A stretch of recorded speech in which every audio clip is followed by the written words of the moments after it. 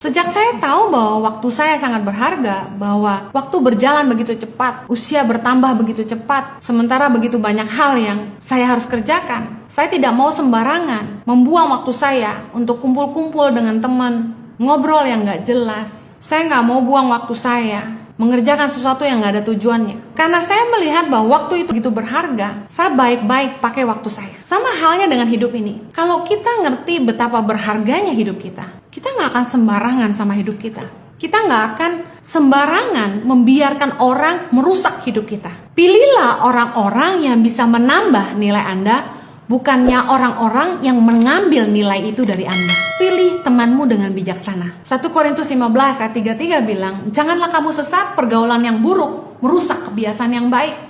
Amsal 13 ayat 20. Siapa bergaul dengan orang bijak menjadi bijak, tetapi siapa berteman dengan orang bebal menjadi malang. Tentu dalam hidup kita punya beberapa kelompok teman. Ada teman-teman yang ketika kita kumpul sama mereka, kita bisa rasa bahwa mereka menambah nilai dalam hidup kita. Kita bisa belajar sesuatu dari mereka, bahwa apa yang mereka sampaikan itu membuka cara pikir kita, membuat kita jadi mengenali potensi yang kita punya, membuat kita kuat, membuat kita bangkit, roh kita disegarkan, jiwa kita disegarkan. Tapi ada kelompok teman yang ketika kita kumpul dengan mereka, kita malah jadi lemah, kita jadi capek. Saya pernah punya teman yang setiap kali ketemu sama dia, yang saya dengar dari mulutnya hanya keluhan, dan keluhan. Tiap kali ketemu dia, rasanya capeknya luar biasa. Kita harus bijaksana memilih siapa yang ada dekat dengan kita. Siapa orang-orang di lingkaran terdekat kita. Pilihlah orang-orang yang meningkatkan nilaimu, bukannya malah yang membuat engkau kehilangan nilaimu. Kalau Anda ingin lihat seberapa Anda menghargai diri Anda, mari mulai lihat siapa orang-orang yang ada di sekitarmu hari ini. Karena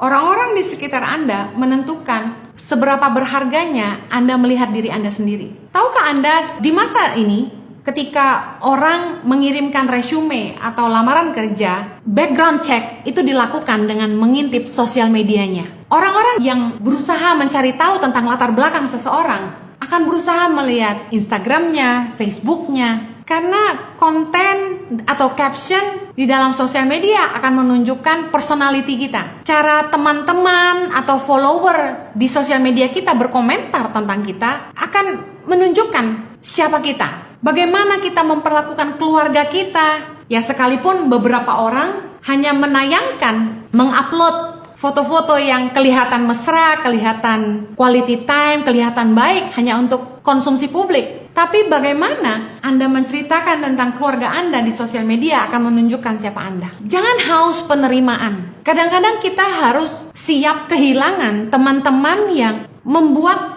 kita kehilangan nilai kita. Teman-teman yang gak membawa kita ke tempat yang lebih baik. Kita harus siap untuk kehilangan persahabatan yang mungkin tidak bisa lagi kita pertahankan karena kita tahu nilai kita berbeda. Mazmur 1 ayat 1 berkata, berbahagialah orang yang tidak berjalan menurut nasihat orang fasik, yang tidak berdiri di jalan orang berdosa, dan yang tidak duduk dalam kumpulan pencemooh. Dengan siapa Anda duduk hari ini? Because your circle shows your value. Orang-orang yang ada di dekat Anda akan menunjukkan nilai Anda.